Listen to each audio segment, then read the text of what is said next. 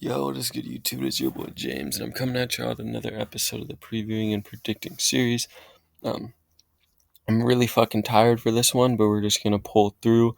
Today I'm talking about the Dallas Mavericks, a team that surprised a lot of people last year in that upset against Phoenix. I called it, so I'm gonna hold on to that one for a while because no one believed me. But yeah, this is a team that just went to the Western Conference Finals. They lost Jalen Brunson, but they added a couple other pieces that I'm gonna talk about. So we can just get right into it. So I just have what I like the lineup to be the most right here.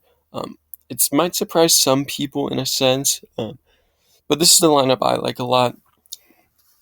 Obviously, when we're talking about the Mavs, we're talking about Luka. Amazing player. He's probably going to be a part of the MVP watch. I don't know. I feel like we've said that for a couple of years now, but Luka, MVP candidate, stud, huge playoff performer. So, yeah, this team depends on how Luka plays. But outside of Luka, because I can talk about him for hours, I like Tim Hardaway Jr. still. I know he's coming off his injury, and I don't know if he'll be ready for opening night. I would hope he would be, but I like him next to Luka. I like Spencer off the bench, and him and Luka and Tim Hardaway Jr. both played really well in a playoff series together, which I like to see. So yeah, I like him starting at the 2 still. At the 3, Reggie Bullock. He's kind of the perfect guy to be a wing next to Luka. Pretty good defender, great shooter. So for me, fits perfectly at the 3. Good contract for them. Um, at the 4, man just got paid. Dorian Finney-Smith. Like him a lot. Another guy who fits really well next to Luka. You'd like to see maybe if he can get his offense up a little bit, but if he can't, that defense is great. That length is great. Um, the other thing people might not like much about this is JaVale McGee, I think, should probably start. At the end of the day, him and Christian Wood are probably going to play the same amount of minutes. It doesn't matter who starts. But I just think great rim protection, and I think Luka can get the most out of him offensively, even though he's not great offensively. Pick and rolls, the attention Luka will bring. So I like McGee starting. Like I said, him and Wood are probably going to play the same amount of minutes. It doesn't really matter.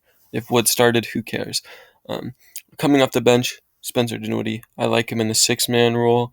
Um, and I think that's where he strives to be best. Like I said, same thing with Christian Wood. He's still going to play at damn near the same amount of minutes as Tim Hardaway Jr., and him and Luka are still going to be on the floor at the same time.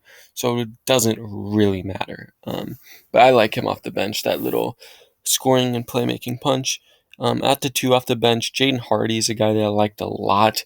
I'm very high on him. And I think it's great that he felt, I wouldn't say very high, but I like him. And I think at the end of the day, you have like Ntilikina, but you probably should try to get a little more young talent out there because this team is kind of old outside of Luka, Hardy, and Josh Green, which we'll talk about next. But I think you should just give Jaden Hardy some run. You have Ntilikina there if you can't put it together early. But I like Jaden Hardy. Josh Green at the backup 3, guy I also like a lot. I think he'll just turn out to be a very high-end role player. But at the end of the day, every team needs that.